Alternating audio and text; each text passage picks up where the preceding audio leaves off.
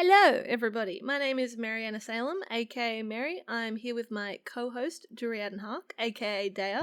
We are two writers who love movies, television, and books, especially when they're gay. And welcome to Gay V Club, where we look at LGBT media that we like, that we don't like, and how we relate to them as gay people of colour. Hello. Welcome back, everybody. What's up? Thank you for tuning in. Remember, if you like Gay V Club, please rec us to your friends, your family, your crush, your uni tutorial class. Leave a nice review wherever you listen to podcasts. You can keep up to date with us on our personal socials, but also we have a Twitter and Instagram, which is at gayv_club. We also have a Tumblr, which is Gay Club Podcast. And we have a Patreon at patreon.com/gayvclub, where we have bonus episodes if you're interested in hearing more from us. Our most recent episodes look at high school media and needle drops and music in LGBT media. Also, little self-plug, please support the 2 anthologies that I'm in if you haven't already. This All Come Back Now and Unlimited Futures for some lovely black sci-fi and dystopia and speculative fiction. A lot of it is gay. Both the editors of both anthologies are gay, so it's a good time. What are we doing today, Dale? Completing our 2022 wrap-up and looking at film. Just part 2 of our 2022 wrap-up, because there was a lot of TV to get through. There was. Becoming more mainstream is hard, guys. It gives us more work to do than we're used to. But that's good. It's a good thing. Yeah, it's good. It's good. There's a lot to talk about, and I hope you guys had fun listening to it. So yeah, today we're talking about movies. And movies. There's been quite a lot this year. So first film on our list is Am I Okay?, which is directed by Tig Notaro and Stephanie Allin. So it's a coming-of-age lesbian drama about this woman in her 30s who is kind of only just coming to terms with the fact that she's a lesbian and is kind of exploring that part of herself. She's played by Dakota Johnson. Her best friend is played by Sonoya Mizuno. You've probably seen like a still of that movie of them two in bed, and no, they're not gay in this movie, unfortunately. It's still very nice. I would say it's kind of a bit like Booksmart in a way, sort of. Just, I don't know, in the way that the movie is structured, it's similar. So I got to see this film as part of the Sundance program at the start of 2022, where it was purchased by HBO, but where is it? Where is it? It hasn't been released anywhere. I want to see this movie. Yeah, no, it's really good. And so, yeah, we don't know where this movie is, but we hope that you guys can see it, and I hope that I can watch it again because, yeah, where is it? Where is it? Put it on Tubi. Put everything on Tubi. Next film, you've got Heartshot. Heartshot is a fun little gay action short directed by a lesbian stunt coordinator, Marielle Woods. I had an aim this year to watch more short films, which I did achieve, and it's just really fun. The premise is that, there are these 2 college girlfriends, they're at home, and then, some unsavory assassin characters, come into the house. One of the girlfriends, she fights them off with all these skills, and the other girl's like, oh my god, how did you do all this? And she's like, there's things I haven't told you, It's one of those, it's so cool. It is so cool. And because it's filmed by a stunt coordinator, the fight choreography is so cool. Like, the way it's filmed is good. I don't have an eye for the filming of fight choreography as much as Dea does, but when I know it's good, I feel like I know it's good, But yeah, Heartshot's really fun. It's still on Netflix. Give it a watch. Great time. I hope Marielle Woods gets a feature for it because I want to know the story. I want to know what she hasn't told her. Yeah, I do. I really do. I think about this all the time. It's like Dawn of the Deaf, Like I'm waiting for that. Yeah, where is the Dawn of the Deaf well. feature? I don't know.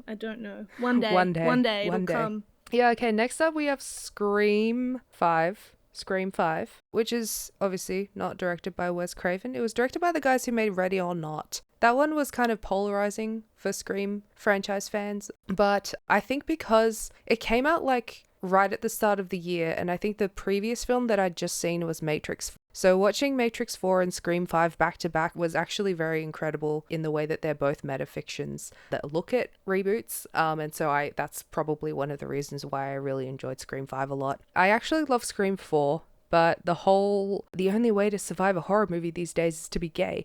It always kind of really puzzled me because as much as queer horror has taken off, it's still very homophobic. But yeah, I do really love that Jasmine Savoy Brown is in this movie and she survives. I actually was intending to marathon the Screams so that I could talk about this with you, but I didn't get around to it. But I will say that I was very excited to see one of my OG crushes from when I was a kid, Hayden Panettiere, in the trailer for the new one. I was like, yeah, Hayden, she's back for this new one for Scream VI. I was very excited to see that. The new one actually looks really good, but it's just really sad that Neve Campbell is not in this. Like, it's baffling to me that they let this happen and just very unfair.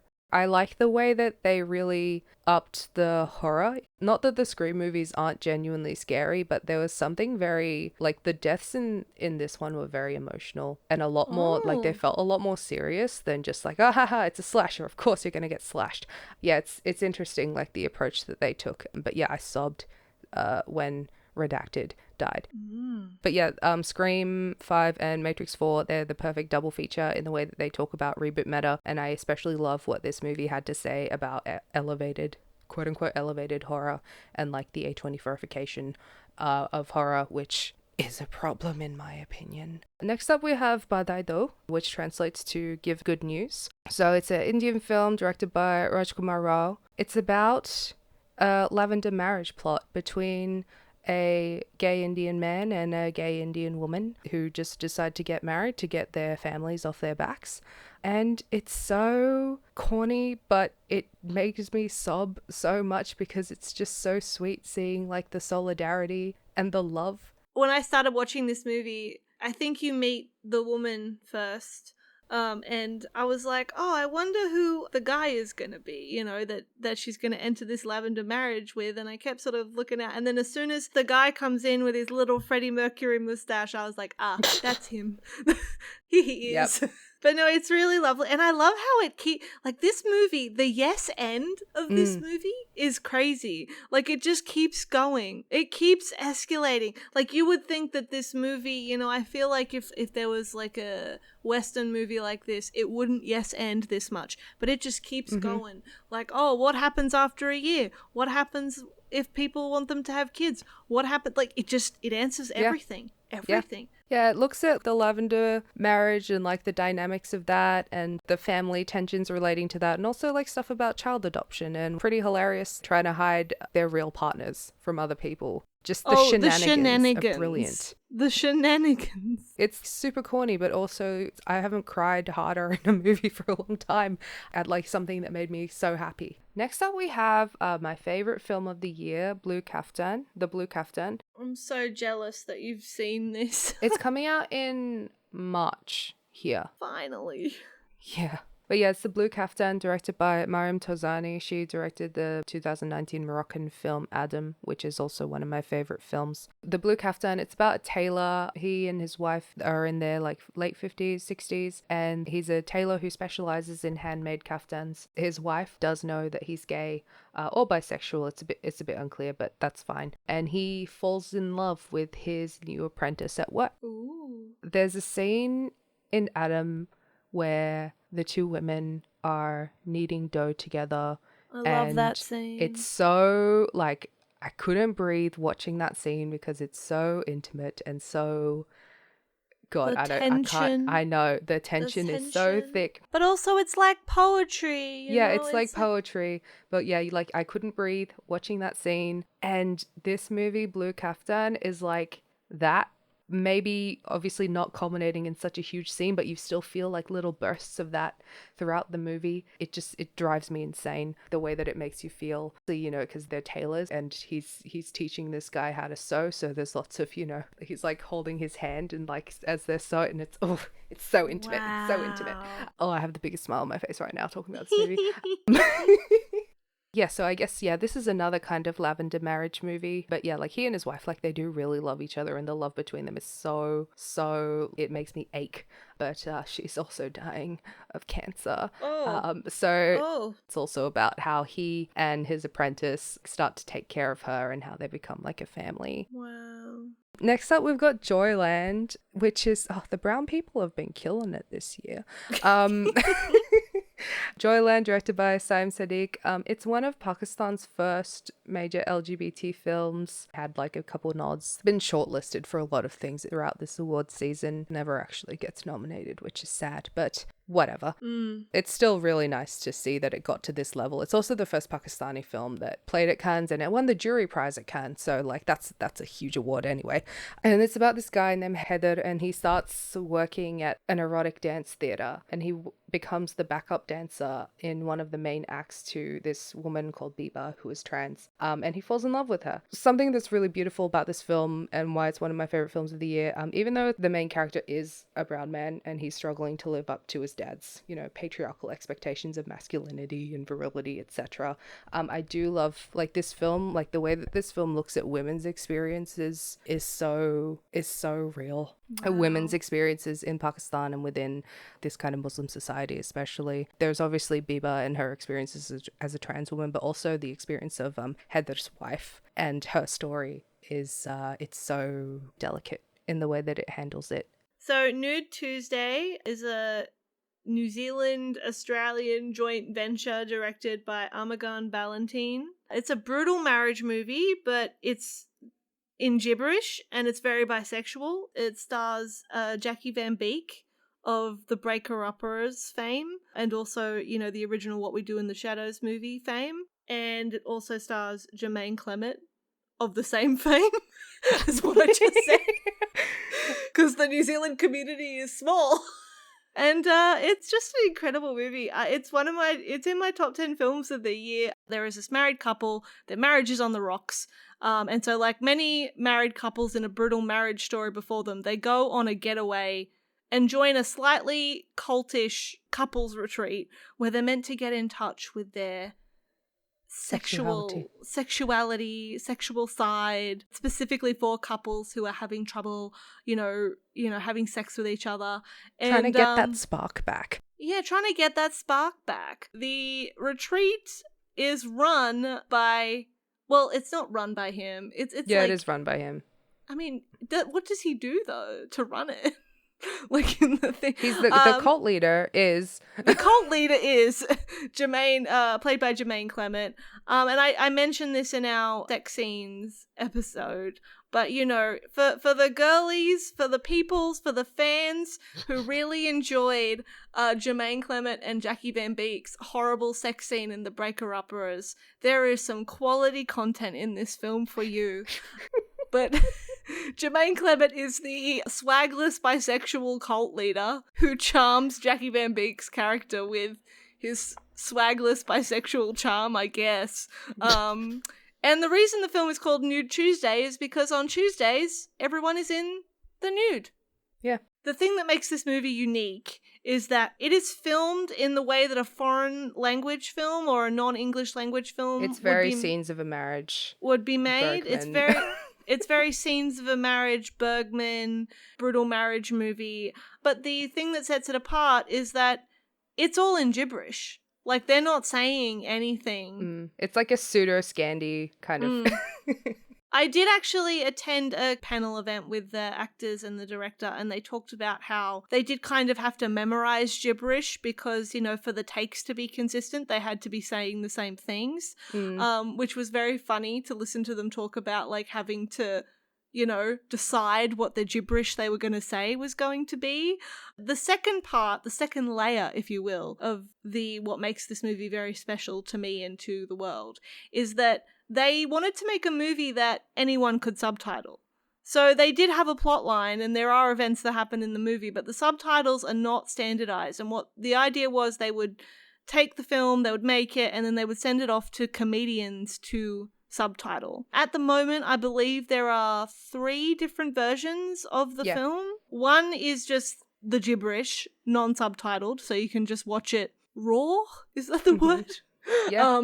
And then there is a version that is written by Julie Davis, and there's another one by Ronnie Chang. And none of them, the people that subtitled, like, got to communicate with each other. So they are slightly different. Or communicate with the filmmaker and like look at the original script or anything like that. Yeah, so it is purely their interpretation. And Jackie Van Beek came up with the idea of this film along with the director because they thought it would be fun to have a film that people could like learn how to subtitle with, and like people could have fun in film schools and like subtitle it themselves and teach themselves comedy, basically, which I think is like a really fun idea. It's just fantastic. One of my favorite films of the year purely because of just how fun the concept is and how hilarious it is to watch this.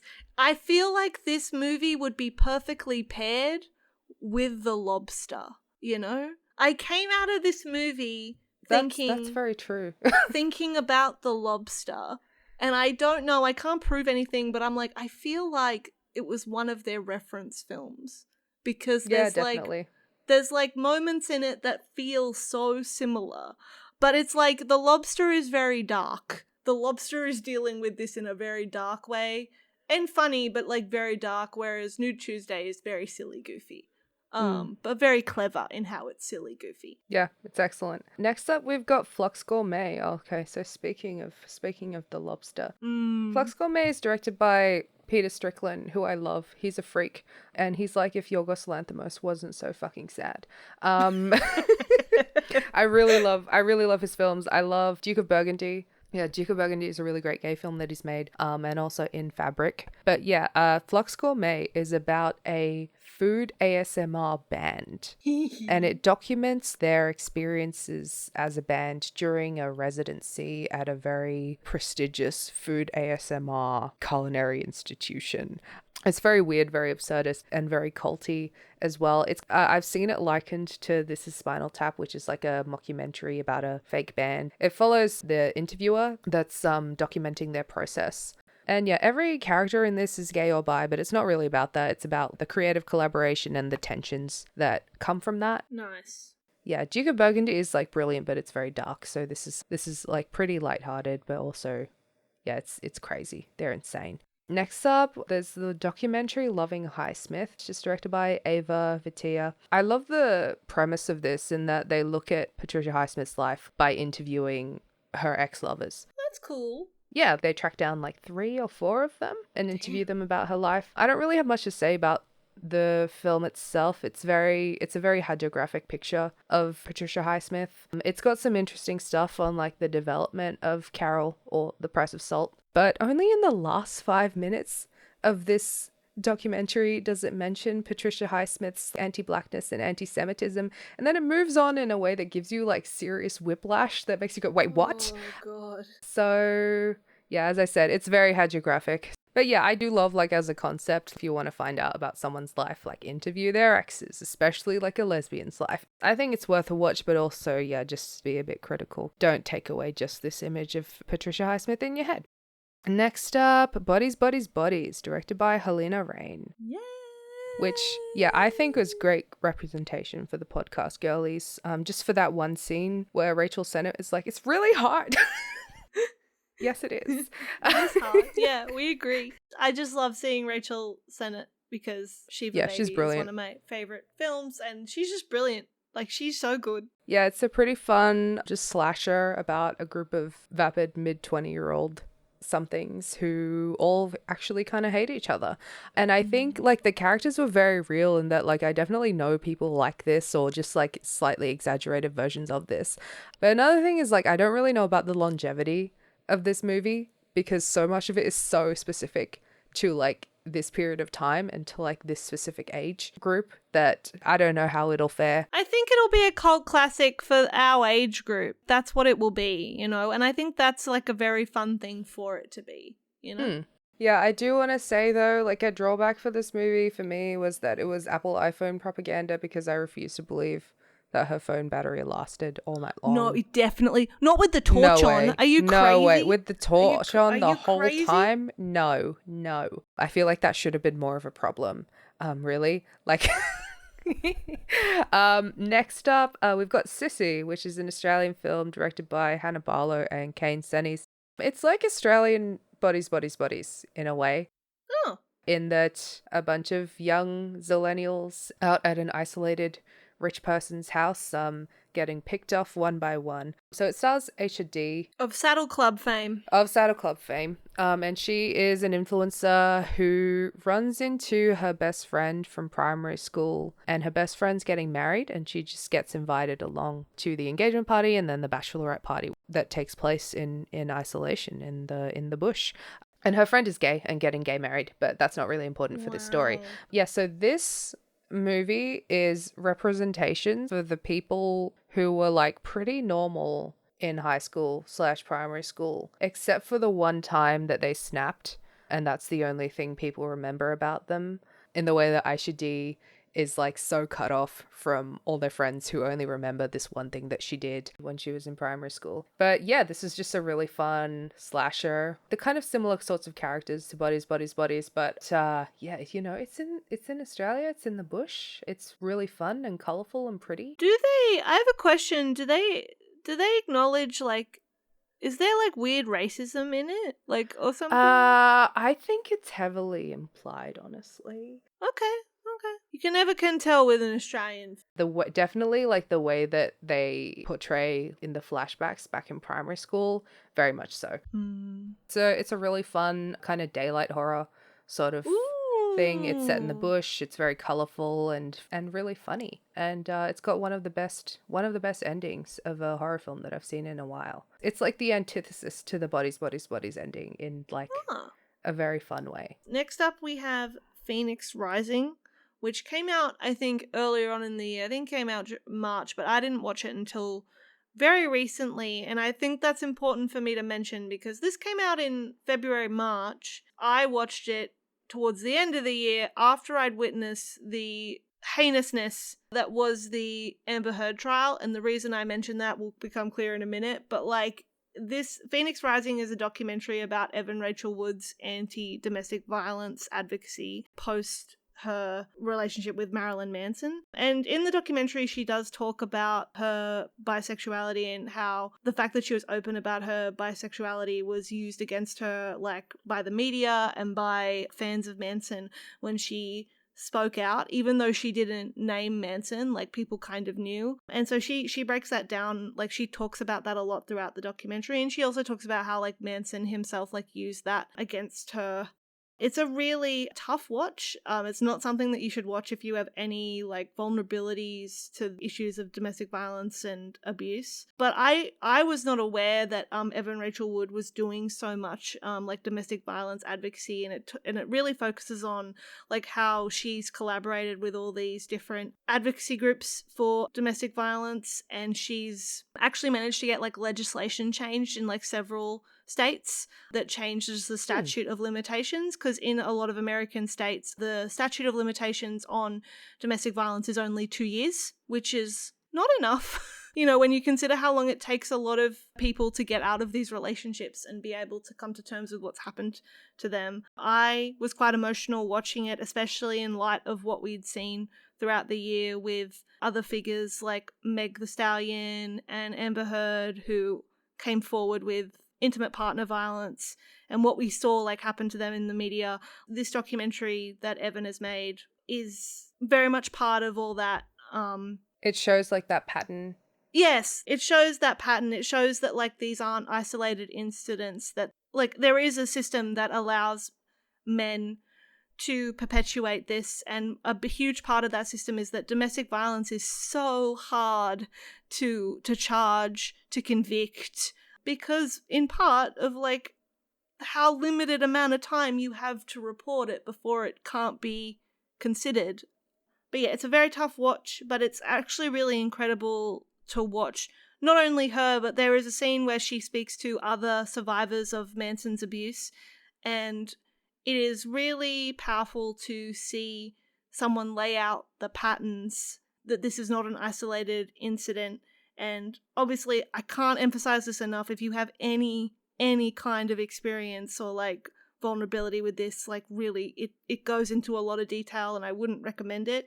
But yeah, it's just a really great thing, and I'm a huge fan of Evan Rachel Wood, and I've noticed that she sort of hasn't been in a lot of stuff other than Westworld. And, you know, this documentary was good for me in the sense that I was like, oh, this is what she's been doing. This is very cool. But of course, like, we wouldn't hear about it because, of course, you wouldn't. But yeah, really great doco. Evan Rachel Wood, I love you. That's all I have to say. Uh-huh. Yeah, you say this like you don't fucking hate Dolores. How could I hate Dolores? She's the guy, you know? She makes everything happen. What do you mean? Like, you know, she causes all the trouble. I do hate you never Dolores. said that. You never said that. I never said that. I never said that I hated Dolores. No, okay. Like, I do hate Dolores, but I love Evan Rachel Wood. You know, it's a dichotomy. Yeah. Anyway. And I'm sad now because what am I going to see Evan Rachel Wood in? You know? Like, what am I going to see her in? Guess you gotta watch True Blood. No. Okay. But on a side note, you know, just everyone should watch the Weird Al movie. Where she plays Madonna. Oof. Everyone I feel like should that watch should be like an honorary gay film of the year. I think it is. Because... Like, I think they played them as Bye for Bye, which is like, you know, that was iconic of them to do. Mm. You know, Daniel Radcliffe being the short king that he is. Even with the hair, like, she was still taller than him. That's amazing. Yeah. Okay, moving on. We have They/Them, which is a Blumhouse horror film directed by John Logan, who is gay, allegedly. It's very difficult to believe given the film. Yeah, so this movie was absolutely made for the gag title, They/Them, a slasher set in a conversion therapy camp. And That's so it was fun. it was most absolutely made for the gag title, which is a bit evil in the way that like gender neutral pronouns have become like a gimmick to so many people, like a joke, which I don't like. I don't like that, like, first of all, that this perpetuates that. But also the movie itself. So the only thing I can actually credit this movie with is that, you know, when the trailer came out, we thought this would all be about a bunch of gay kids in a conversion therapy camp getting hate crimed by a slasher killer, but it's actually not. They're still being hate crimed though, you know, because they're in a conversion therapy camp. Of course. I don't know. Obviously, like, it's stupid to have expected anything from this movie, I know. But the thing is, like, you could have made a horror movie that looked at the way that like Christian or other religious groups have adapted their conversion therapy methods to seem less like child abuse in these modern times. But instead, it's just like this film is just this incredibly insensitive mess. And also, I'm going to spoil the ending because don't watch this movie. But I think it's really fucked up that the killer was like a previous victim of the camp and she was framed as bad for wanting to take revenge through violence. Wait, get the fuck out of here. Are they them? They didn't even make the slasher, are they? Terrible. I mean, the main character is non-binary. That's why. I think it's called that. One other trans character. In the movie, a horror slasher is the last time you would see this kind of shit being moralized so liberally. Like, oh, if you you know, exact violence, you're just as bad as them. No, you're not. No. You really aren't. These people are child abusers. Like, getting their heads chopped off is like the least that should have happened to them. But yeah, that was, complete waste of 2 hours. But hardly anyone watched it anyway, so it's just gonna be buried in the history of sludge. As that it is should. That is Blumhouse. Speaking of Blumhouse, though, I am really mad that they cancelled Karen Kusama's Mina Harker Dracula movie. I'm so mad, Mary. You remember what I said in our Jennifer's Body thing where I thought that she might be making a Mina Harker movie with this Dracula adaptation, and then it turns out she was, but then it got canned. We live in truly inhospitable times for happiness. Yeah, you know, this is my Joker origin story. It's terrible. It's terrible. Speaking of terrible, next film is Bros. Written by Billy Eichner, starring Billy Eichner. This movie was supposed to be a very big deal in that it was like the first major studio film, you know, a rom-com about gay men, written by a gay man, starring gay men. It's kind of basic. It's very basic, but also like I feel like in a year that Fire Island came out as well, like it just feels a bit silly to like even say it. I don't think this film, like, even though he kind of marketed it that way, I actually don't think this film was for the gays. Yeah. I enjoyed it more like when I thought about it, but at the time watching it, I said to Daya at the time, I said to you, I was like, I don't know, it's kind of weird because I feel like we have these conversations all the time, and I'm kind of bored Yeah. watching it because I'm like, I know this. I say this to my friends. Like, I Uh-huh. don't. It just feels It strange feels very to. basic. Mm, Because yeah, I guess because it is like the first major studio production like this, that it just feels so basic. I would say I did like this movie, but the merits that I see in it take way too long to explain, so I'm just not gonna bother. yeah. Um Let it fall through the cracks. I respect that he stayed in his lane. He could have easily, like, written something that, where he tried to speak for everyone and it ended up being a really huge mess. And I just still think it's one of the funniest things I've ever seen when he, like, took the steroids, like, one shot of steroids, and he has roid rage from one shot. And he can't even, like, do anything with it. Like, he's trying to be all ragey and, like, hulking out, but he can't lift anything or move anything. I think like Uh, the historical roller coaster that's narrated by Bowen Yang, that's like, you have made it through. And now for the Obama administration. It's so good. Sorry, this just sounds I so random out of context, but there are like a bunch of really good jokes throughout There this are whole some movie great jokes that in are this. excellent. I appreciate it because, like, I've met people like him, and it felt like I was watching, like, a real person. I was gonna write in my letterbox review, like, something silly. I was gonna be like, oh, so when Billy Eichner is a loser with a podcast who's, like, chronically single, like, he can make a movie out of it, but when I do it, it's just like my life or something, like.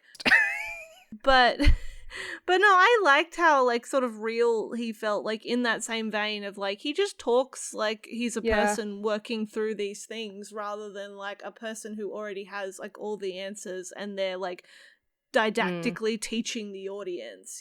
There is an element of that, but it's, like, done in a way where it feels like, oh, he's working through this too, No, it's which done in a is way where nice. it's like he seems like really tired of it. Yeah. Like when we watch Bros and we think, God, this is so basic. Maybe I'm giving him too much credit for this. But like you definitely have this impression that this character is so tired Mm. of explaining these really basic things.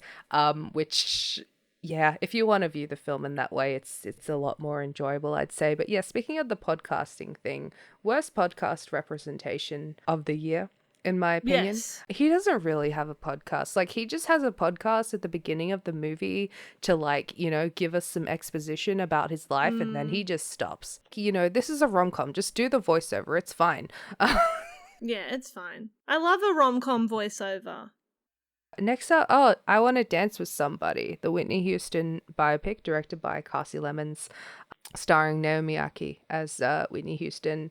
I just want to say that first and foremost, from the writers of Bohemian Rhapsody, is not the selling point that you think it is. Ew, is that what they Oh, Yeah, it's on all the no. posters. So yeah, we've talked about LGBT biopics before on this podcast famously, and it pretty much has the same problem as all music biopics that have come out recently, in that it's a very much just a speed run through this person's very long career that doesn't really take time to breathe or do anything. It's just relentlessly moving forward until it stagnates during the during the drug abuse phase of the person's life. And yeah, I mean, it's pretty hard to have a bad time listening to Whitney Houston music, but we still need to ban biopics. I did really enjoy, like, I really love everyone involved in this movie. Kasi Lemons is there, Naomi Aki is great, Ashton Sanders as well.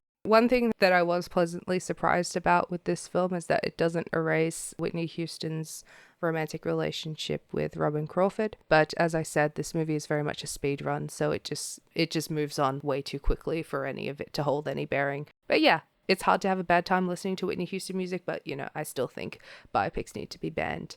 Also, And you're right. And you're fuck you, right. Baz Luhrmann. This is an anti-Baz Luhrmann podcast, okay? Yeah. Forever and always. Forever and always. Crush came out this year. It is a coming-of-age rom-com about two high school girls who fall in love, like, that's it. It's a rom-com.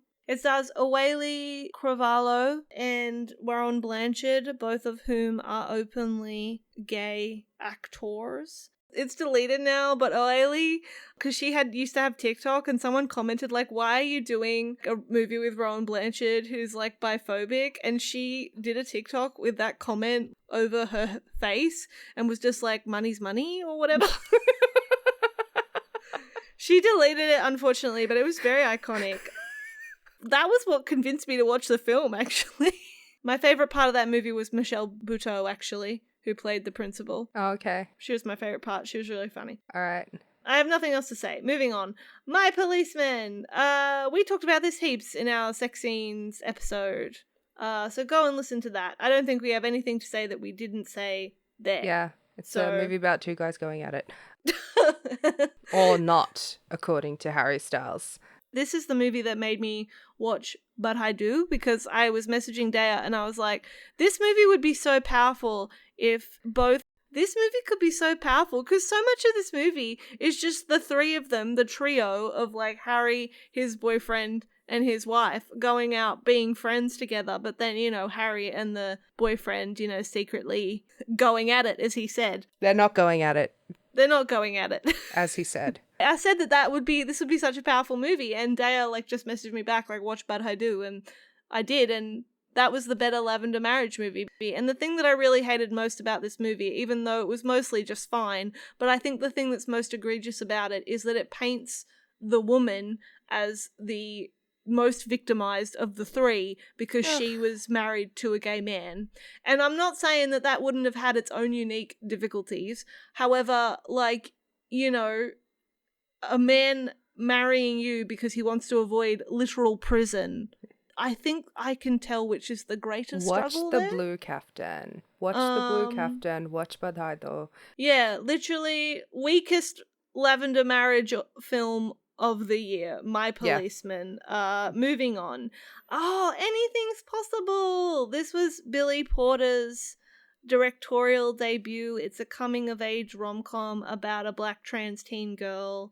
It is a little instructive in places, like you can tell they're taking this opportunity to teach people like what you should and shouldn't say if you're dating a trans person. But it's still very lovely and it's still very funny, and I really loved all the characters, and as far as a directorial debut goes, it's pretty good. No notes. I think need to see it. I really want to. I think Billy Porter, like, using his platform and to use his directorial debut to tell a story like this is really great, because it's not the kind of thing I grew up seeing a lot of, so I'm, like, really happy. Like, I know we bag on Crush and other things, but I am really happy that, like, kids growing up now have these films and can see themselves in them. Like, Anything's Possible is just another one of those films where the whole time I was like, wow, I can't imagine, like, what it would have been like to have access to a film like this growing up. Yeah. Oh, another bestie. Oh my gosh, I love this movie so much. It's actually one of my favorite films of the year. My Fake Boyfriend. It's a gay rom-com directed by lesbian icon Rose Trochet about Kenan Lonsdale falling in love with a beautiful Lebanese chef who is played by Samir Salem, who has my last name. Isn't that exciting? Oh, are you related? We might be. No joke. No joke. I mean, I know that Salem is like the most common name in Lebanon and Palestine, so we're probably not, but like, you know. Okay. The premise is like so perfect, silly, goofy, convoluted rom-com premise. The premise is that Kenan Lonsdale just broke up with his long-term booty call, who was a piece of shit white guy. Oh, also, Kenan Lonsdale in this film is a stuntman. That's his job. Oh, love it. That's why when I saw the trailer for Polite Society, I was like, oh, cool, another stunt person comedy movie. This is great. But anyway, Kenan Lonsdale is a stuntman. His long-term booty call is the actor who he's being a stunt person for, and he's really not very nice to Kenan Lonsdale, but Kenan Lonsdale is very hung up on him. So his best friends, who are both bisexual, played by Sarah Hyland, and I think it's Cole Sprouse in this movie. Is it Cole or Dylan? I don't know. Does it matter? No, it does, because this is the one I had a crush on as a kid, so it does matter. Okay.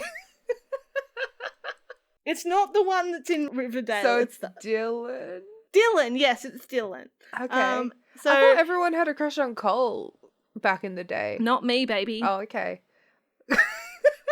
Dylan Sprouse and Sarah Hyland play Lonsdale's bi besties, and Dylan Sprouse is a web developer, and he decides that in order to keep Keenan's weird white men from hooking up with him, he creates a whole AI fake boyfriend for Keenan and like posts about him on social media. And like the joke of this is that the boyfriend becomes like a full-on influencer, like with 2 billion followers. And Keenan is supposedly like in this relationship with this person that doesn't exist. Okay. And Dylan Sprouse ends up like having to like AI himself into being this fake man, so that he can make money out of it. It's so funny. It's honestly insane. Like this movie, at one point they have to kill. There's murder in this. There's murder, but it's not really murder because, like, the boyfriend isn't alive. It's just an AI. But, like, Dylan Sprouse is, like, so attached to him. Oh, we can talk about this in our spec fic. I was, like, laughing so hard, like, in this movie. This movie is genuinely so funny. There's so many sequences of Keenan like hooking up with these like random guys who then find out his boyfriend is this very famous influencer, and he has to like try not to tell them that he's fake, like it's not real. But then of course the whole thing is that he meets Samir's character and like genuinely falls in love with him, but Samir also follows the fake boyfriend on Instagram and knows quote unquote that Keenan like isn't single, and so it's like the only solution the only solution is that Dylan Sprouse has to kill him. And the funeral that they have. Okay. This movie is so funny. This is why I said it's like my favorite. Don't give the whole thing away. I won't give the whole thing away, but oh my goodness, this is so funny. Unfortunately, like, even though everything I just said to you sounds like the perfect silly, goofy rom-com, unfortunately I had to dock it half a star because Samir's character is Lebanese, and there's a scene where he's talking about batlerware, but he doesn't say batlerware, he says the more common name that's used for it, which is baklava, and I can't believe they had a Lebanese person call it baklava. No Lebanese person calls it that because we have huge beef with the Greeks, and so we don't call it that. We call it batlerware. Why didn't he not say anything? Maybe because he's a relatively new actor, I don't know, but I was just very deeply upset by that. 5 stars except for that, but yeah. The thing I will say as well is that it was really nice to see a rom-com with 2 people of colour, like, as the leads, like 2 men of colour. You very rarely see that with straight rom-coms, let alone queer rom-coms. Yeah. Next up we've got Do Revenge, directed by Jennifer Caton Robinson, which is like if Thoroughbreds was made on TikTok. It's true. So yeah, this movie is about Camila Mendes, and she goes to some like uber prestigious high school, and she's a top student, but her life gets ruined when her boyfriend leaks her nudes, and she befriends a little lesbian named Maya Hawke to get revenge on him. They do the revenge. Yeah, this is honestly a pretty fun movie. I thought the little bits in it were great. I had an amazing time. I have issues with the whole thing of like all the rich to privileged bullies being ethnically diverse. Like I thought that was like, come on. Colorblind casting, worsty. Just let white people be white. Come on. Mm-hmm. Something I really didn't like was like the lesbophobic use of the word lesbian in this movie. Yeah, Maya Hawke's character is gay and they talk about it very openly and stuff, but the 2 times that they actually say the word lesbian implies it as like a really like evil and predatory word, which I just hate. I just hate the way that people are so scared of the word lesbian now these days that like that it's even like considered unfashionable at some point. Like, come on. Really find the whole complex around the word lesbian. Like, I understand why it exists to a certain extent, but it's just like, it's bizarre to me. Like, because like in that movie, Maya Hawke is a lesbian. Like, she is a lesbian, but she doesn't call herself that, and the only time she does is, like you said, in this really horrible way, even though, yeah, it's really sad. Yeah. TikTok Thoroughbreds, everyone. Next up, we have Bones and All, directed by Luca Guadagnino, who I don't like. But I did really love this movie, actually. I love this movie. It's a road trip movie about two cannibals, and one of them, Taylor Russell, is the main character. She's kind of coming to terms with her cannibalism, I guess, and finding her community. And yeah, she goes on a road trip looking for her mum to kind of get some answers about why she's like this, basically. And, you know, she picks up Timmy Chalamet on the way, or he picks her up on the way, I don't know. They find each other, man. This movie is just very clearly one big My Own Private Idaho homage, which is probably one of the reasons why I really loved it. I wrote a piece this year that I'm really proud of about like the way that we use cannibalism in media is like shifting to like use it to talk about like community dynamics.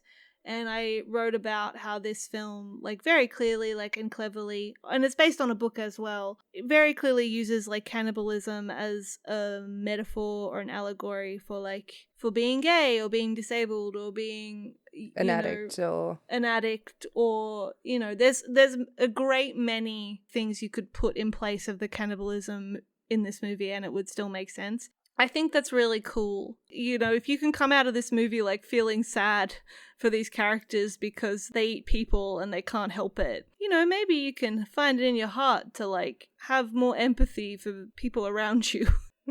I saw this with my dad and we both had an excellent time. And even my dad, like, this is what I mean when I say people who say this movie like romanticizes cannibalism really bugs me, because my own dad got that it was like a metaphor. No one is saying... No, people are saying that. Well, I mean, yeah, people are saying that, but those are people that like don't know how to pass a metaphor. Like, yeah, I know. Like this movie is made for adults that can. I will forever remember this movie as the movie that made me understand why people like Timothée Chalamet. Oh, okay. That was like very difficult for me because I have never been a fan of Little Timmy. I have struggled with him because I don't believe that he should be a leading man. This was a belief that I have held for a long time. But this film, I was like, there were several moments where I caught myself being like, oh, I get it. And I appreciated him in this movie and I liked his outfits. I was like, you know, my dad leaned over to me at one point was like, you'd wear something like that. I was like, yeah, I would. So, you know, I'd appreciate that. And, you know, oh, yeah, it's on the list because, well, Luca Guadagnino is gay, but also, like, because little Timmy is bisexual. He's a bisexual cannibal, and he has a tattoo on his arm that says Adam and Eve and Steve or something. Because, you know, that's what you do when you're a bisexual cannibal. You wear it on your freaking arm, man. For me, it's not that I dislike Little Timmy himself, but I just have so many issues with his filmography and the movies that he's in. Like, a lot of them, they just make me so angry that, like, I'm not going to watch this shit, like Dune and stuff. Like, it just really bugs me. Like, every movie that he's been in really bugs me. So I'm just not used to looking at Little Timmy. Sorry, Little Timmy is what my uni professor refers to him as, and I can't stop, sorry. But yeah, so like one thing watching this film, because, you know, I'm just not used to looking at Timmy Chalamet, so like I would be so immersed in this movie, and then it would cut to a wide shot of him, and it would be so jarring. I'm like, why is this boy so long? You know, like... Oh, you and my dad both. My dad kept leaning over to me being like, he's so skinny. No, not skinny. He's long. He's long. I don't know. Like, and especially like with the way that his jeans were cut as well. I was like, Dad, this is so weird. This is so weird. But yeah, it's a great movie. I was very surprised that I enjoyed it, but I'm glad that I did. When he had the fedora on, I could not stop laughing. I was like, this movie is so funny. I really love the scene when they're in the back of the truck and he's like, who is your first time? And she's like, my babysitter. And he's like, oh my God, me too. No, I think it's the other way around or something. Is it? Oh, it doesn't matter. Same thing. Yeah, I'm reading the book and they've swapped it. So in the movie, like, it's her dad, Andre Holland, who she grows up with, who's caring for her this whole time. But in the book, it is her mom. I think My Own Private Idaho of it all is just very strong when you watch this movie, because it's about searching for your mother. Yeah, this is a beautiful movie. Trent Reznor and Atticus Ross, I love you. Mark Rylance is so gross. Nightmare He's so gross fuel. in this. Nightmare fuel. when he like dribbles the slaw. Disgusting. Disgusting. Ugh. No, don't like Ugh. this. Don't like that. Moving on from that, we have After Sun, it's directed by Charlotte Wells, who is gay. The movie itself is only like a teeny tiny bit gay, but it's an excellent film anyway, and I cried so much. Yeah, it's about this woman, this adult woman. She's a lesbian, but that doesn't matter. And she's looking back at her time, at the last time that she spent with her father, which was on when she was like 9 years old, on holiday in Turkey. And her father's played by Paul Mescal, who got an Oscar nomination for it. Congrats. Trying to understand as an adult, like what she saw as a child watching him and like his behavior in this last time that she saw him on this holiday, and it really got me. The way that this film uses music, especially, is so strong. Tender by Blur, Losing My Religion, and also Under Pressure by Queen. And I will never be able to listen to Under Pressure the same way. I'm gonna be thinking about it forever. So yeah, it's an excellent film. After Sun, you will cry. You should cry. Anyway, next up we have Wendell and Wild. It's directed by Henry Selick and co-written by Henry Selick and Jordan Peele. Henry Selick, of course, like is the director of Coraline, and he also directed Nightmare Before Christmas, and you know all those movies. Yeah. all the All dark those movies that people think are Tim Burton movies. yeah, Yeah. which they kind of are, some of them, but yeah, They're not you just know, his.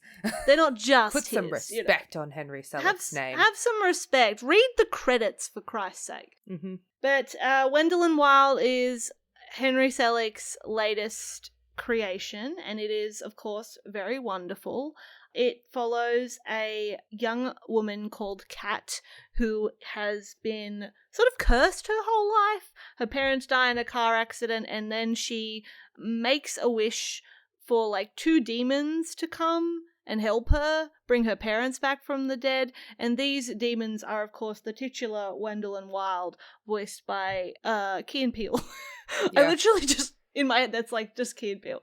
Yeah. And it is such a fun little movie. This is one of the movies I added to my private list on Letterboxd, which is movies that look like the inside of my brain, because it's very batshit in how it plays out, but it's also deeply anti-capitalist, like from the beginning. And also, like, there's a whole monologue in this movie where they condemn the prison industrial complex. So we love to see it. And the reason it's on this list is because there's a character called Raoul, who is Kat's bestie in the film, and he's trans. Kat is sent to like a girls' school, but Raoul is there. And he's the only boy at this school, which is kind of a hint. But then there's this scene where he shows Kat a picture of him when he used to be friends with the popular girls, and he was presenting as a girl. Pre-transition? Yeah, pre-transition. It's a really nice scene because Kat just says, like, I can't believe you had like a poodle hairstyle as well. It's really like subtle, but it's there. Like, it's very much like, it's not subtext, it's literally part of the story. There's a great piece in Time magazine about how animations are like revolutionizing trans rep, and discussing how Raoul from Wendell and Wild and Barney from the tragically cancelled Netflix horror animated series Dead End Paranormal Park, which is just really cute. It's about a trans teenage boy who's gay, and he gets a job at a haunted theme park. The article is by Laura Zanosa, and it features like all these interviews with queer animators who worked on both of those projects, and also like the actors who are also LGBT. Like both the actors who play like Raoul and Barney are also trans. And they just talk about how like the medium of animation like gives them a lot of freedom to like express trans stories in ways that sort of are limited with real life stuff. You know, there's a really nice bit where they talk about how it really just gives them the freedom like to feel seen and have cool stories with trans characters in them that don't center on like, you know, on them coming out or on horrible things. I personally think if I ranked Henry Selick in my head, this would probably be my favorite, which is saying something because I love Coraline like so much. really fun. And I love the character design for everyone in it. Yeah, It's no, it's just really cool. so cool, so cool. Yeah, so if you haven't watched it already, I was pleasantly surprised by the trans rep in it. I was not expecting that, and it was just a lovely, just another thing, again, why I added it to the list of movies that look like the inside of my brain. Like, and the soundtrack is so cool because Kat, like, loves punk rock music. So there's all these, like, punk rock songs, and they're all by black bands. And stuff. It's very cool. It's just such a cool movie. Like, that's literally the only word I can use for it. It's the coolest thing I've ever seen. I can't believe we never thought that, like, a Jordan Peele and Henry Selick collaboration, but, like, it's like a match made in heaven, really, Yeah. when you think about what they do in their respective fields. Oh, and next up we have my favorite. This is like, I think this is like my third favorite film of the year in my little ranking. We have Sirens, which is a documentary about the Lebanese heavy metal band Slave to Sirens, who are all women. It's kind of weird to compare it to this because they are real people, but if you like We Are Lady parts and the gay storyline in that, this is the real version of that. Yeah. Like, this is the real life version of this. Like, I think when we saw it, Day, like, you said to me, like, I couldn't help thinking of the parallels, even though that's a real person. Yeah. And it was just really cool for me to see lots of Lebanese women doing very cool things that I can, like, connect to on the screen large. Like, a huge disconnect I have is that, like, I don't always think that I, like, look Lebanese, and then, like, when I see things like this, I go, oh, they have the same nose as me. Oh, I have eyebrows like that. Like, it's just very nice. It makes me feel very seen. We need to go to Western Sydney more often. We do. Yeah, I should take you. But it's just because, like, I've just grown up with such a, like, a disconnect from other Lebanese people that aren't my family, so I just have this thing. And I don't always realize I have it until I'm watching something about Lebanese people, and I go, oh, my people, which I know is very lame, but that's just how it is. But yeah, this movie, Sirens, apparently it was bought by HBO Max, but as we said before, where is it? Where is it? I'm just realizing now, like, so many of the stories that I've enjoyed recently they're all about, like, creative collaboration and about, like, those sorts of friendships and how that changes friendship dynamics, like Mythic Quest and the Bear and Flux Gourmet and everything. So Sirens is really interesting, like how, like, all the different intersections of their identity factor in to how the dynamic in the band works and things like that. Yeah, Slave to Sirens, they're brilliant music as well. So you should, if you're not able, like, we don't know where you can watch this right now. We would given not everything, know but such go check out their things. music anyway, because it's amazing. I just want to say, like, some of the visuals in this documentary were Yeah, absolutely outstanding. I saw this other documentary. We saw this as part of Sydney Film Festival, and I saw another documentary while I was there called Beirut in the Eye of the Storm, which was about, like, the fallout of the Beirut government that happened sort of during the pandemic and also due to the big explosion that happened in the Bay. This was somehow, like, by telling these women's story that just happened to be happening against all of that, was a better story, like a better, more, like, structured way of explaining what happened than the documentary I saw that was specifically trying to be about that. And, like, it, you know, which is a shame because, like, the other film was directed by Maya Masri, who she's a really great documentary filmmaker. She does a lot of work in Palestine and stuff as well. But yeah, it was just some of the shots of them, you know, like, talking about the dates they're going to go on, and there's, like, a protest happening behind them, and they're just, like, you know, on the side of the street, you know, showing pictures of, like, the girl they're going to go out with.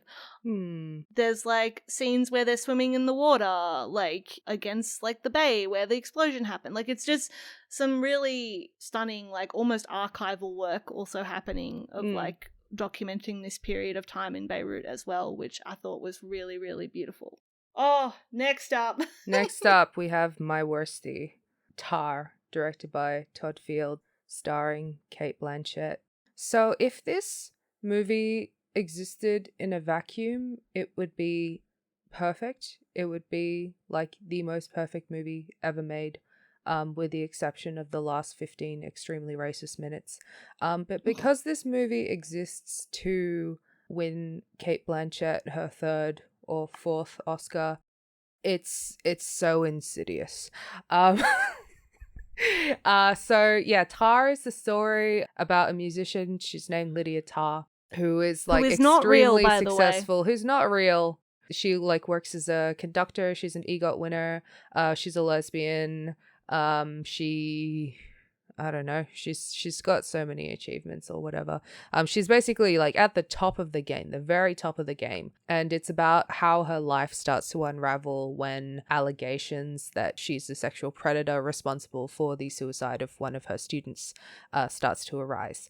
It's a very like tortured artist style movie about ego, but also it is still very much a Me Too movie, which is why I think the fact that it is a Hollywood film just doesn't work for me, or just like for what it's trying to say, in my opinion. Like I don't think, like I feel like it just isn't I just feel like a story like this could never be effective. But yeah, so this is a story that like you never really learn the truth about what Lydia actually did, but it's just, yeah, showing like how her life falls apart because of it. It's not really the thesis, but I'd say the question of the movie is, you know, can you separate art from the artist? And I feel like Todd Field hates people under the age of 25. So I feel Can like you talk about the bit at the dialogue at right in the middle of the movie, there's a scene. It's all shot in one take. There's so many scenes shot in one take. There's so many scenes that's just like endless monologue to show us how brilliant Kate Blanchett is. And but yeah, this scene in the center of the movie, she's teaching like a special class at Juilliard that's meant to be like a no phone zone, like no one's meant to have their phones on. And Lydia asks a BIPOC pangender person, a self-identified BIPOC like someone calls themselves like like she's speaking with like, yeah, she's speaking with one of our students who identifies as a BIPOC pangender. Like they say BIPOC like phonetically. I don't they say BIPOC like the word like BIPOC? phonetically, like they say BIPOC like BIPOC. Like they don't say BIPOC. They don't say I hate. Or they don't just say their specific ethnicity? They don't say their specific ethnicity or anything. They just say BIPOC. Like, first of all, like Todd Field, a white man writing this, like, no. Secondly, like, if you are a person of color and you use... I hate so much hearing people like pronounce POC as POC or BIPOC, or like using POC as an adjective. That's like why I do my best to just say people of color every single time, so that people don't do that, because otherwise it just becomes an adjective for colored, which is not great, obviously. So yeah, like not to just get hung up on this particular self-identification of this student, but it's truly baffling that like a line like that is in a script that's nominated for like best screenplay. Is it nominated for best screenplay? Fuck off. Yes, it is. Okay. It really speaks to like just like this wider issue of just like a very willful, like the fact that you want to write this story, but also like you have no understanding of like how this generation actually like approaches these issues, is so of like separating the art from the artist, and like how we feel about these things is so crass. Can I just ask, like, what does he actually say to her? So yeah, basically this BIPOC pangender student says that they just don't fuck with Bach because they can't really, they're not able to separate the art from the artist. And, you know, Lydia she's very like slick about it and very well spoken about it in a way that argues against it, in a way that like completely trumps this person's opinions. Flaw of this movie is that it just like really doesn't understand how these things would work, like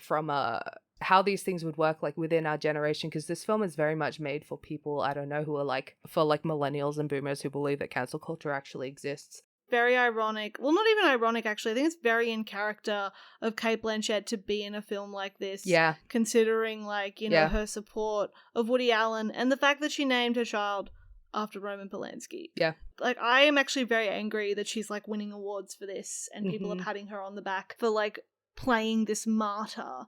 Like, I don't think this movie wants you to sympathize with Lydia, which is, I freaking hope not. I don't, like, obviously the whole, like, she's mother thing, I don't understand that. But, like, everyone that watches the movie knows that you're not really meant to root for her. But at the same time, like, I don't know the value that films like this that give nuance to people like this has. I hated every second of Tar. It's like a technical masterpiece, but I just couldn't do it, man. I couldn't do it. Also, the last 15 minutes of this movie where she does get cancelled pretty successfully. And the last 15 minutes she gets sent to, I think it's either Thailand or the Philippines. Why does she get sent there? Well, she doesn't get sent there. Like, the only job that she can get as a conductor is conducting an orchestra for, like, a fan experience of a TV show of, like, I don't understand what it is. It's really awful. And there's some stuff where she goes to, like, a massage parlor and there's, like, sex workers there. And it's like, oh, no, look how, like, far she's sunken, where she's sent to this place that does this thing. No, fuck that. Fuck that. But yeah, actually, like, something interesting, I think, about Tar is its similarities to The Killing of Sister George, which I did mention in our sex scenes episode. So Killing of Sister George is, like, famously, like, one of the first lesbian films with an explicit sex scene in it. But the actual story itself is quite modern in that it is kind of like one of the first cancelled lesbian stories, because it's about this woman. She plays a character called Sister George, who's like a nun in a British soap opera, and after she sexually assaults some nuns in real life, it's about, like, how her career crumples. But not on a public stage, obviously. Like, this is a very, like, quiet behind the scenes thing because this is the 60s.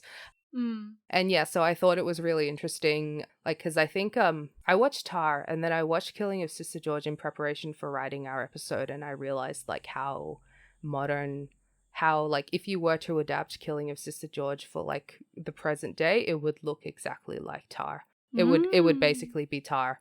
So that's an interesting thing to think about. And I think, like, yeah, I encourage people to, like, visit Killing of Sister George and see what you think about it.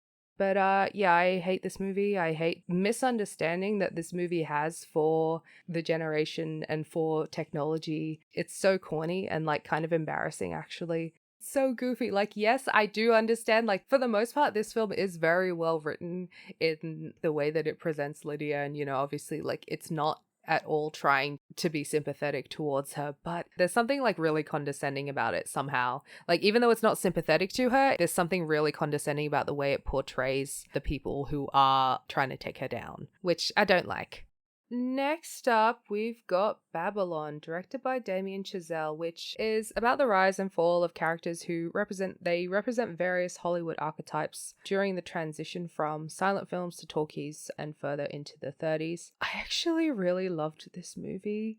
Like, I know I just talked so much shit about Tar, and I feel like Tar and Babylon kind of, they want the same sort of audience, but I actually really loved Babylon. I'm very surprised at myself for it. So I think the most common phrase that people have been used to describe this movie is that it's like a hate letter to cinema. And I just want to say, like, this movie, it is not a hate letter to cinema. It's not a hate letter to safety regulations or, like, film criticisms. I think it's a hate letter to the Hays Code and the wave of, like, general American Puritanism and the way that it held cinema and also society back during that period of time when it was really implemented into Hollywood. That being said, I do think that the film could have done better to convey this. Yeah, the most interesting characters in this film are played by Lee Jun Lee and Hovana Depo. So Lee Jun Lee, she plays like a fake version of Marlene Dietrich. Hovana Depo, he plays a character that's based on the jazz band leader Curtis Mosby. Even the main character, played by Diego Calva, he's kind of based on, like, the many Latino filmmakers that were working in early Hollywood who, like, pioneered, like, the Spanish language content during that time period. They're, like, the three most interesting characters. Unfortunately, the movie wastes a lot of time on Brad Pitt and Margot Robbie's characters because the film spans, like, many, many years. As the time goes on, you kind of see the way that the Hays Code and the changing political climate have affected people's careers. And that's definitely, I think, the most heartbreaking and like most the part of the movie that really stays with me. The reason it's on this list is because, yeah, the fake Marlene Dietrich character is a lesbian. And there's this incredible scene Woo! with a snake that I don't really want to spoil what happens with it. Apparently, Mary told me that the snake audio thingy is like a viral thingy on TikTok right now. Yeah. I don't know. Just the bit where Margot is like, "Oh, what's this? I'm gonna find a snake. Yeah, okay. something Yeah, like I don't that. want to But say. she just yells it. I don't want to say what happens in this scene because I think it's very good to like just Yeah, be and surprised I want to by go it. see Babylon. So yeah. But yeah, it ends up being the scene culminates in something very gay happening. It ends up with like a relationship between Margot Robbie's character and Lee Jun Lee's character that's actually like long term until like the pressures on the industry and the public eye, like because of that they're forced to break up, and Lee Jun Lee basically loses the work that she does. One of the opening scenes of this movie is Lee Jun Lee. She's kind of recreating that Marlene Dietrich scene in Morocco where she kisses a woman in front of the whole club, and it's incredible. It's incredible. And then with the fake Curtis Mosby's character, it takes a look at how like the racism and how catering to audiences in the South led to like, you know, increased racism against Black people on film. Black people in cinema, like the opportunities for them were actually starting to kind of blossom a bit during that period in time until this movement was implemented. And so like, yeah, with the fake Curtis Mosby character, it looks at the way that the pendulum starts to swing back in the other direction to the point where he just gets forced out of the industry basically because he doesn't want to put up with the indignity. So yeah, just in general, I do think this film obviously could have been better if it had focused more on these characters, but I'm still very impressed by it. And like, I do really appreciate the film for like what I've mentioned, given like the work that we do on like the things that we discuss on this podcast. Like this is so specific actually to our interests. But yeah, the movie itself, from a technical standpoint, I think is perfect. One of the things that really annoyed me about La La Land is how lazy it gets. Like, obviously, like, it starts and it's all, like, sweeping and the movement and, like, the pacing is incredible, but then it really stagnates around the middle of the movie and just gets really boring right up until, like, the final big number. But, yeah, something I really love about Babylon is even though it's a 3-hour movie, he's awake the entire time. He doesn't drop it for a single second. Like, obviously, like, there's different changes of pace within the story. I think it's just so consistently turned on. Yeah, I'm just really impressed that a movie like this could have been made. And it's sad that it flopped, and obviously I'm not crazy about Brad Pitt being involved in this movie. I can think of like 10 different dudes that you could have cast instead that would have been like actually better for the role. But yeah, overall I did really enjoy this movie. You've made me want to see it because I wasn't really going to bother with it before you rang me and told me what it was like. No, the thing is, I wasn't really going to bother with it because I saw all the bad reviews. But the thing is, like, when someone says that a movie is unwatchable, that just makes me really curious. Like, I just want to see, like, how badly can it go? Come on.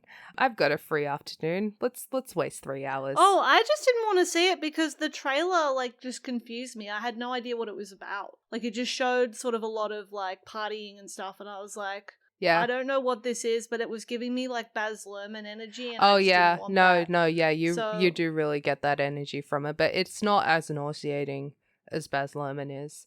And like, you know, it actually has a purpose other than to nauseate you. So yeah, moving on, you've got Fire Island!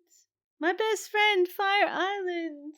Yes, Fire Island is directed by Andrew Ahn, and it is an adaptation, a modern adaptation of Pride and Prejudice. It's an adaptation of Pride and Prejudice that's set on Fire Island, which is like a popular gay tourism spot in New York, and all the characters are gay men on vacation there. It's really interesting to see that how like the themes of class difference that are explored in Pride and Prejudice can be applied to this other very specific, very different setting. Yes, because I think the whole idea with Pride and Prejudice is how insular it is, and so like I think the clever thing about Fire Island is that it's also like showing how these class dynamics are at play in like a very insular community, which I think is a big part of the reason why I think it works. I know that not everybody thinks it works as an adaptation. I think it works as an adaptation, but sometimes as a film on its own, it comes off as a bit weird for people that aren't too familiar with Pride and Prejudice. I didn't really realize this until like a few friends of mine who are not Pride and Prejudice fans or like just they're not familiar with Pride and Prejudice as a story. Like they sort of watched it and went, like they were like, yeah, okay. Yeah. Like they were sort of like, it was funny, but like, they didn't really vibe with it. And that's So a fair criticism though to have, because I Yeah. think like when you've got something that's so different from its source material, it should be able to stand on its own. But I guess not. Like it's just not for everyone. But yeah, we did really love this movie. One of my favorite things about this movie is that it's shot on film and it looks absolutely stunning. The use of natural light in this movie just makes my heart so full. There's so many scenes that are filmed in at like the golden hour, at like sunset, sunrise, and everything looks just so beautiful. The cast is just excellent. The lead and who also wrote the movie is Joel Booster as Lizzie. You've got Bowen Yang playing like a hybrid of Jane and Charlotte, and Darcy is played by Conrad Ricamora. Yes. And yeah, I love him. It was so nice I to love see him in him. something like outside of How to Get Away with Murder. Yeah, it really was. And also Conrad is so good. Miss Darcy is so good. I rewound like when I first watched like the scene where he throws his little ice cream away so many times. I was like, this is such a perfect scene. As an adaptation, it just does everything so well. And it's just such a fun movie. Like, I don't know how you can watch this and not have fun. We were talking about Bros earlier, and I think this movie does touch on and like explore a lot of the same themes that Bros explores, but from a more like intersectional perspective. I don't really feel I can speak to how well it does that, but like I can definitely see the attempt. And we do have an episode coming soon where we talk about Fire Island and Pride and Prejudice. Let's do it for Valentine's Day. Yeah. Yeah. Like we have an episode coming where we talk about like sort of queer adaptations of Pride and Prejudice, like talking about Fire Island and a few others. So we'll elaborate on that more there. This movie, most notably, we'll leave you on, is that it got an honorary Bechdel test pass from Alison Bechdel themselves. Yeah. So, what more do you need to know? Yeah. Next up, we have Nope, directed and written by and produced by Jordan Peele. It's technically not a gay film, though you know that post that's like the LGBT community has forgiven Jean Jacket. I personally think that Jean Jacket, they're a non-binary icon. Yeah. Like I also personally... Kiki Palmer's character is a lesbian, and also of course Kiki Palmer and is also if the GLAAD is Media gay. Awards could nominate Lightyear for one of the best LGBT films of the year, I think we can talk about Nope on our podcast. Okay. Yeah. As a long-time Kiki Palmer stan, like this movie is like what dreams are made of for me. Like I was just delighted seeing Kiki on the screen large in like a big sci-fi horror, like excellent film with excellent execution. The technical aspect of this, flawless. I am actually appalled and shocked that it was not nominated for anything.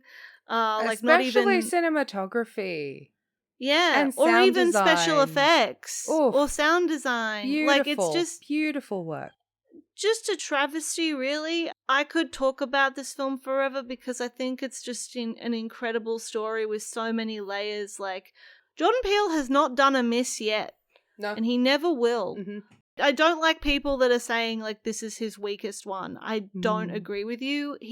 I think it's my favorite, honestly. Yeah? I think the thing is, like, a lot of people kind of, like, walked into it thinking that it was just going to be, like, a fun monster movie, which it is. I think it's a fun monster movie. It's a fun monster movie. It's a fun daylight horror movie, but also it's just about so many other things. Like, there's so much commentary on, like, the gays and Hollywood and just cinema in general. There's so much, like, that's, like, so integral to that. Yeah. That's like very cleverly, I think, woven into the story. And I think, yeah, just like the thing is like people weren't really expecting to watch something that required you to think. So like to someone that has their brain shut off to these things, like they're just going to see like a bunch of things that seem kind of meaningless to the story, but are actually like really integral to it. I also think it's very weird that people expected that given what Us and Get Out were also about. Yeah. I think that if you weren't looking at the deeper meaning in those films and you resent Nope for having a less direct hold your hand approach to similar themes, then you just need to get better at watching movies. I don't know what to tell you. I think it's very interesting that a lot of people on Twitter and TikTok want to talk about the gays all the time, but when they actually are confronted with a film that is addressing the issue of who gets to look in cinema, like who actually gets to do the looking, who gets to be perceived, when a film is actually about that, it's you can't spot it. It's almost like people on TikTok and Twitter who talk about the gays all the time aren't actually talking about that because they don't know what these terms mean. But yeah, I think this is just another masterpiece for Jordan Peele. He just keeps getting better and better. Yeah. Like, this is so corny to say, but Jordan Peele is one of those filmmakers that when I sit and watch his films, I'm like, oh my gosh, I'm so glad I get to be alive at this time to watch his films. Like, I genuinely think that every single time. Like, I go like, wow, I'm so lucky that I get to live and see this. I'm so lucky I got to grow up with him doing Obama impressions and making me laugh, and then now I get to like have him change my whole view on cinema in like 2 and a bit hours. Yeah. He's one of my like dream interview people. I would love to talk to him. But That would be that would be so great. I think the one thing that I have against Nope actually is the title. Yes, I think underdid it. No, like they did it for the meme. Like I remember when they first announced the movie, it was like years ago, I feel like. Oh yeah. I feel like it was like 3 years ago. Right after Us had come out. Yeah, and like the poster, and you had no idea what it is. You just knew that the title was Nope. And I think they should have just like changed the title before release, because every time they do say Nope in the movie, like it just feels really corny and I don't like it. I think it just kills the vibe actually. So it's just that's my only thing against the movie. Other than that, it's flawless in my opinion. Also, shout out to Emerald and OJ, one of the best like brother sister representation I've seen in so long. Adored them so much. There's been a lot more like brother sister media recently, which I really appreciate, because I don't think intergender siblings intergender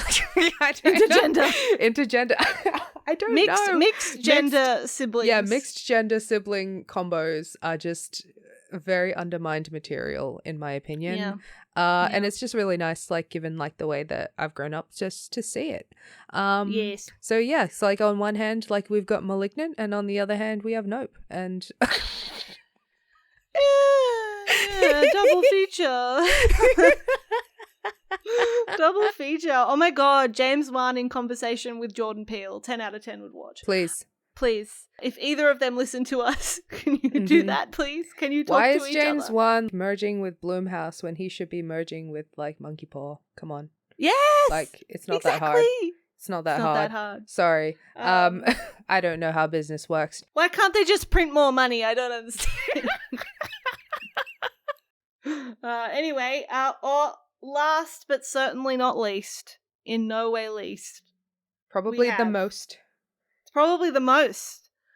You could almost say everything, because it is Everything Everywhere All at Once, directed by the Daniels. Daniel Kwan and Dan Scheinert. What can we say? Like, the world actually agrees that this is the best film of the year. I know. The Oscar nom, it's crazy. It's crazy. I remember like mid last year, I had a conversation with you, Mary, where I was so mean. I was like, don't like, it's so freaking delusional to think that Everything Everywhere All at Once.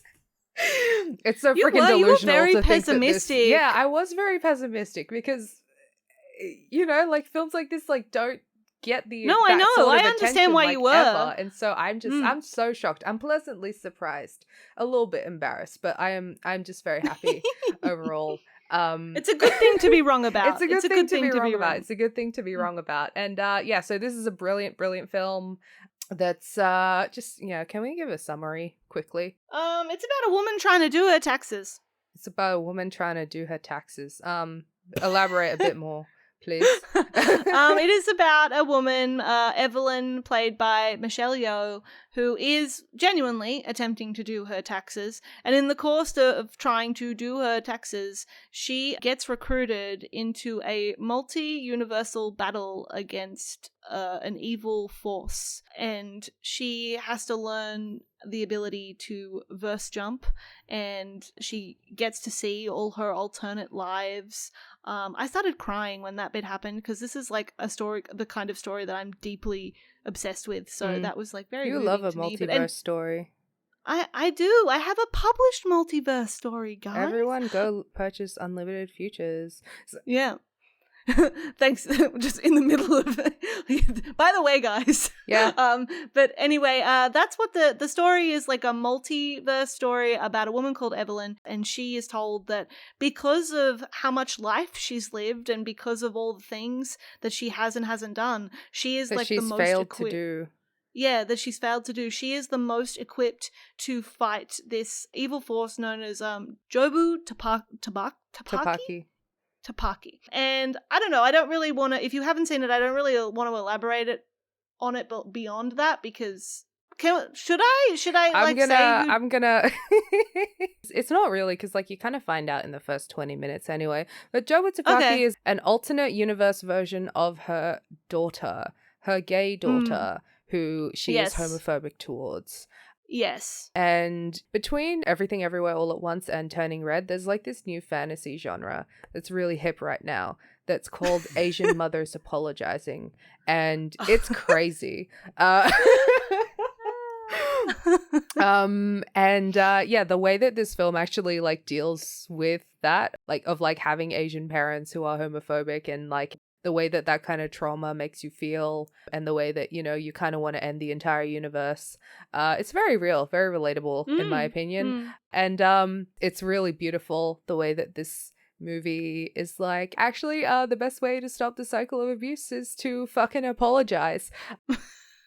And so true. A revolutionary idea. What a revolutionary concept, which is why it's a fantasy concept. And I was really, we were just crying in the cinema, Mary. We were just, we were. Oh, it's much. This movie is relentless.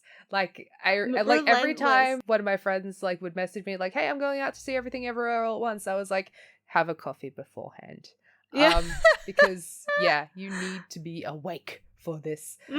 It's brilliant. And like I just want to like this movie was edited on Premiere Pro. Paul Rogers, the editor, you are an absolute maniac. Yes. They've released photos of the like screenshots of the timeline of this movie in Premiere Pro, and it stresses me out so much. It stresses me out. Look at all those tracks. All those different tracks, all those different paces to get. But it's nominated for Best Editing, and I totally understand.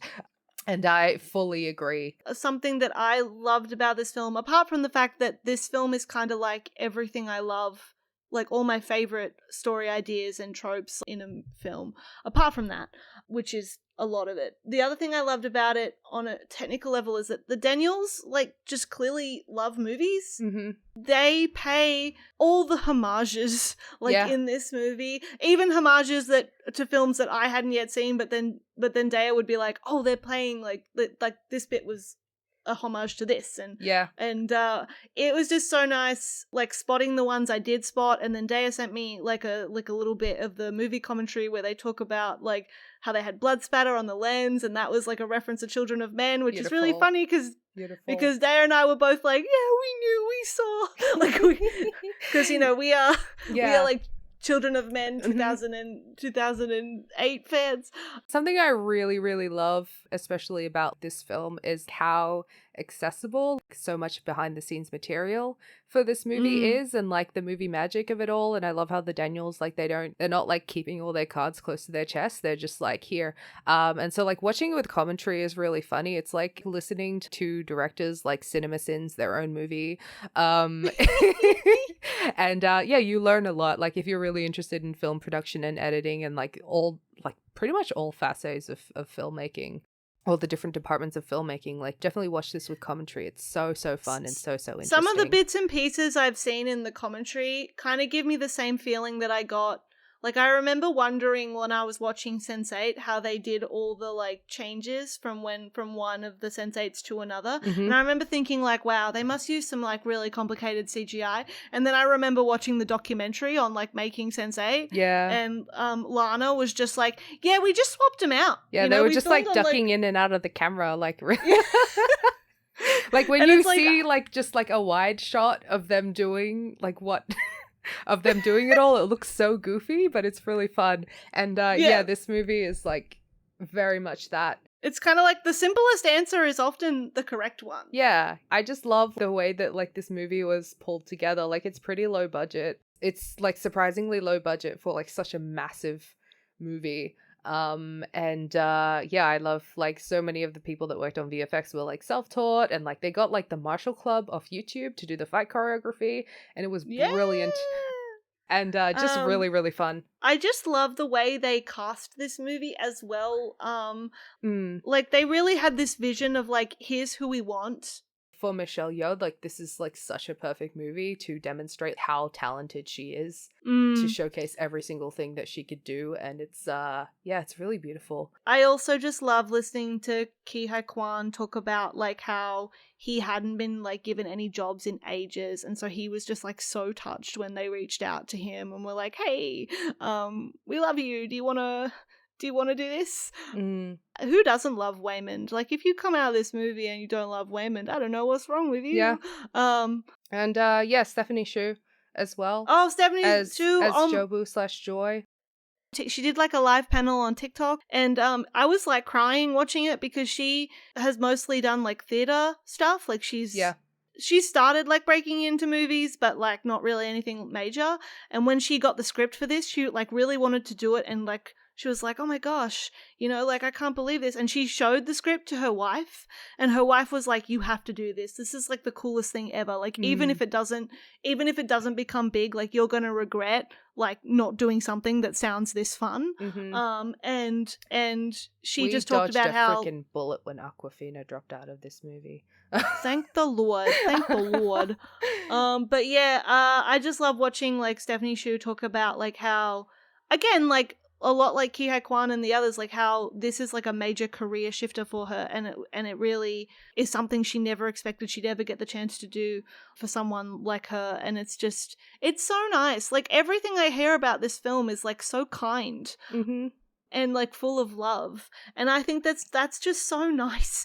We were talking after the Golden Globes that, like, Colin Farrell winning for Banshees of Inisherin and Ki Hai Kwan winning for Everything Everywhere All at Once is so nice because, like, they play really, like, nice characters, and it's just nice to see men winning for roles like that rather than winning for playing predators. Predators and Nazis and cops and people who yell and yeah. So I don't know what we can say about this film that hasn't already been said. It's just wonderful, and I don't think we'll see anything like it for a very long time. Like, it's just so I'm interested special. to see, like, the influence that it has just on, like, future cinema, you know? Like, there are definitely people who are going to be, like, majorly inspired by this. And obviously, like, you know, this movie itself is, you know, really big on Matrix and things like that. Yeah, of course we love it. Of course we love it. Yes. Yeah, beautiful, beautiful film. I'm excited that it's gotten as much recognition in the awards circuit that it has. I feel like people who are saying that Everything Everywhere All at Once being nominated for all these Oscars is the signal of the death of cinema. And I think it's the death of a certain kind of cinema, and it shows the way that we want to see something new, the way that we want to see this art form, like, really transform and appreciate actual innovation. And yeah, I'm excited. I'm very excited. I am very excited too, but I also want to say to people saying, like, oh, it's great that the Daniels finally made something good, as if Swiss Army Man wasn't good. Who is saying, meet me in the pit? Meet me. Nobody asked you, and also Swiss Army Man is a great film. I don't care what anybody says. It's so good. Like, people who are like, oh, I didn't know the Daniels had this in them. Shut up. No, they are extremely talented people. Like, Mm-hmm. Swiss Army Man is if, like, you got, like, extremely talented people to make something, like, deeply stupid, but also it's really not stupid. Like, that movie makes me cry. Like, it's just about love. Everything they make is just about love. Yeah. Like, Yeah. you know? Mm-hmm. And people who think they're unlovable, like, realizing that they're loved. You know, that's their whole thing. Yeah. We need stories like that. Like, Yeah. you know. Yeah. I don't know, maybe it's a bummer to mention this, but my one thing is I really love the success of Everything Everywhere All at Once, and I really love that, like, so many people, for once, like, so many people my age are really interested in a movie that's, like, this unique and stuff, but it's also, like, I feel like we only really pay attention to movies on this level when they cater to your inner child, which is what this movie very much does. And there have been, like, some pretty valid criticisms on the way that this movie, like, erases, like, things like sexuality, like Evelyn's specifically, in a way that's, like, a bit infantilizing, but I think it's still a great movie to have. I still think it's putting out a lot more good. Yeah, it's putting out a lot more good. You know, like, on balance, you know, nothing's ever, you know, fully perfect. Nothing can be everything for everybody, but I still think it's made, like, incredible strides. Not to discredit any of that, because I have seen a lot of criticism of, like, that a lot of people feel that that Evelyn's abuse of Joy is, like, very much, like, skated over in a lot of ways. Yeah. Personally, I don't think it's skated over. I just think, like, because Evelyn is the main character, really all that she can do is, like, the thing is, like, the truth is, with issues like this, is all you can really do is apologize. Like, understand what you did and apologize, which is something that Evelyn does. The thing about this movie is that Joy actually forgives her, which is something that, like, none of us are obligated to do. But it's, you know, it's a fucking movie. So of course she's going to eventually forgive her. But also, like, something really important, I think, about this movie that, like, that really drives it home is, like, Joy's first instinct is to run away, which is just, like, so deeply relatable. Yeah. This movie is everything. It's everything, it's everywhere, and it's all at once. Mm-hmm. But yeah, those were the last on our LGBT movie list. Mm-hmm. I just wanted to give an honorable gay film mention. I really don't get this one. Because you haven't seen it. You don't understand. Fine. Okay. So I want to give a shout out to the movie, the film A, if you will. The Unbearable Weight of Massive Talent, which I saw after I got kicked out of jury duty for funsies. No, not that I got kicked out of jury duty for funsies. I saw the film for funsies. I think this movie, I know you hate this word, Dea, and I know a lot of people do, but genuinely this movie, like, is a bromance in a non-homophobic way, and it's, like, a so friendship nice. Between men. Like, just say that. Just say that. It's about friendship. But it's a friendship without being homophobic, which is really nice. Unlike Banshees of Inisherin. Sorry. I loved Banshees of Inisherin. That's my favorite bromance movie of the year. Yeah. Sorry, my favorite bromantic comedy. Bromantic comedy. Nick Cage and Pedro Pascal, like, they're just so funny in this movie, and there's just, like, lots of points in this movie where they're just, like, they're randomly prepared to die for each other, even though they've only known each other for 24 hours, and I just think that that's really beautiful. There's representation in this film in the sense that there's a scene where Nick Cage and Pedro Pascal are talking about what their favorite movies are, and they both agree that the Cabinet of Dr. Caligari is their shared favorite movie, but then when Nick Cage is like, but what's your second favorite movie? Pedro Pascal's like, you're gonna laugh at me, and Nick Cage is like, I wouldn't do that to you. And then it's like, it's Paddington 2. And it's just amazing. Like, it's a beautiful scene. And my mum got so mad when I showed her this movie, because she was like, is this why you wanted to show me? Like, you want to prove to me that Paddington is a good movie? My mum doesn't believe. I was like, no, I wanted to show because it was funny. But this movie just brought me so much joy.